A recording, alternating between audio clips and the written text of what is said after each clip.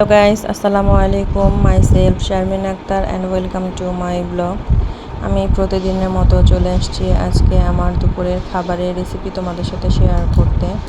আমি কিন্তু আজকে একটা আয়োজন করছি। তোমরা হয়তো দেখে অলরেডি বুঝে গেছো আজকে আমি কি করছি। আজকে আমি খুদের ভাকা রান্না করব, আর সাথে 3 পদের ভর্তা, আর ডিম ভাজবো। তো প্রথমে আমি চালগুলো ভিজিয়ে রেখেছিলাম, দেন ওটা আমি ভালোভাবে ধুয়ে পরিষ্কার করে রেখেছি। এখন আমি প্রথমে পেঁয়াজ, রসুন, মরিচ আমি ভালোভাবে ভেজে নিলাম চুলায়।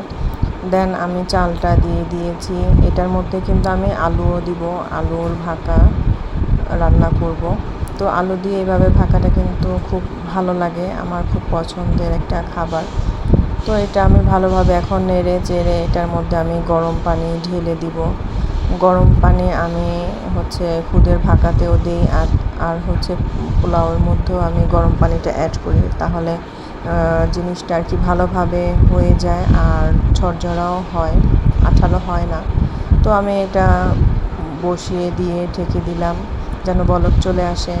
এখন আমি অন্য চুলায় মরিচগুলো ভালোভাবে টেলে নিব, টেলে চুলার পাশেই রেখে দিব যেন মচমচা থাকে। তারপরে আমি যে চিংড়ি মাছগুলো নিয়েছিলাম পরিষ্কার করে, সেগুলো ভালোভাবে আমি হালকা পরিমাণ তেল দিয়ে একটু টেলে নিলাম লাল লাল করে। আর আমি ঢ্যাঁড়সগুলো ভালোভাবে একটু তেলের মধ্যে ভাজা ভাজা করব। অনেকেই দেখি ঢ্যাঁড়স ভর্তা করে, তো আমি ফার্স্ট টাইম আজকে ঢ্যাঁড়স ভর্তা করলাম, দেখি কেমন লাগে। তো আমি এগুলো সব ভাজতে ভাজতে দেখি হয়ে গেছে।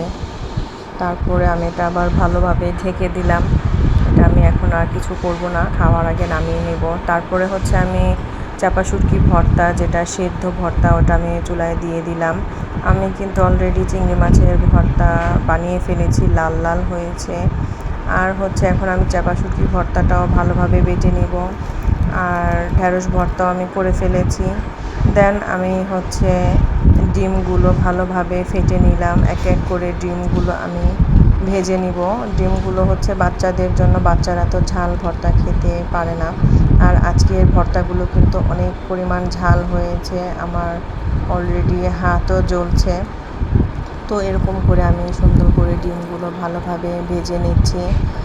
আর আমি এখন আমার সব অলরেডি হয়ে গেছে, প্রসেসিং রান্না টান্না সব শেষ। দেন এটা আমার ফাইনাল লুক। তো কেমন হয়েছে অবশ্যই কমেন্ট করে জানাবে, আর কার কার আমার মতো খুদের ভাকা পছন্দ অবশ্যই জানাবে। আল্লাহ হাফেজ, শুভ দুপুর।